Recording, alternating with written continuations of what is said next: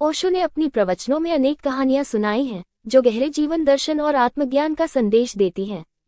यहाँ कुछ प्रमुख कहानियां प्रस्तुत हैं। 1. 3 मूर्ख साधु। एक गांव में 3 साधु रहते थे जिन्हें लोग 3 मूर्ख कहते थे। कारण ये था कि वे केवल हंसते रहते थे। वे कभी कुछ नहीं बोलते थे, बस गांव में घूमते और हंसते रहते थे। एक दिन उनमें से एक साधु की मृत्यु हो गई। गांव के लोग सोचने लगे कि अब तो ये रोएंगे, लेकिन बाकी 2 साधु और जोर से हंसने लगे। गांव वालों ने पूछा, तुम्हारा साथी मर गया और तुम हंस रहे हो? साधु बोले, हम तो जिंदगी भर यही सिखाते रहे कि जीवन एक खेल है।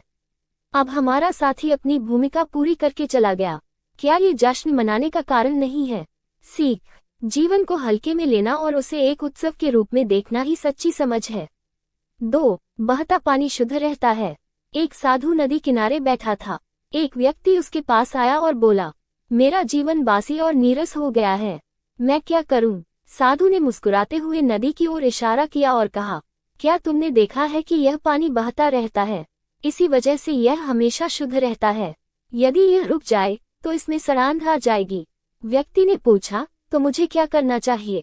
साधु ने उत्तर दिया, जिंदगी में बहते रहो, नई चीजें सीखो, नई चुनौतियों को अपनाओ, ठहराव से बचो। सीख, जीवन में गतिशीलता और परिवर्तन ही हमें जीवंत बनाए रखते हैं।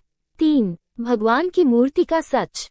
एक बार एक व्यक्ति ओशो के पास आया और बोला, मैंने एक मंदिर में बहुत खूबसूरत भगवान की मूर्ति देखी, मुझे उसकी पूजा करनी चाहिए या नहीं? ओशो ने पूछा, क्या तुमने ध्यान दिया कि मूर्ति किस चीज की बनी थी? व्यक्ति बोला, हाँ, वह संगमरमर की थी। ओशो ने मुस्कुराते हुए कहा, मंदिर की सीढ़ियां भी संगमरमर की हैं। क्या तुमने उनकी पूजा की?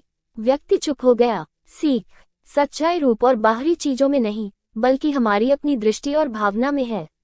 4. मरने से पहले मर जाओ। एक दिन एक शिष्य ने ओशो से पूछा, आप हमेशा कहते हैं मरने से पहले मर जाओ, इसका क्या मतलब है? ओशो ने समझाया, जब तक तुम अपने अहंकार को नहीं मारते, तुम सच्चे जीवन का अनुभव नहीं कर सकते। जो भी तुम समझते हो कि तुम हो, वह केवल एक भ्रम है। इसे खत्म करो और तुम अनंत हो जाओगे। ओशो की कहानियां सरल होते हुए भी गहरी बातें सिखाती हैं। उनका मुख्य संदेश यही है कि जागरूकता, प्रेम और समर्पण से ही जीवन का असली आनंद पाया जा सकता है।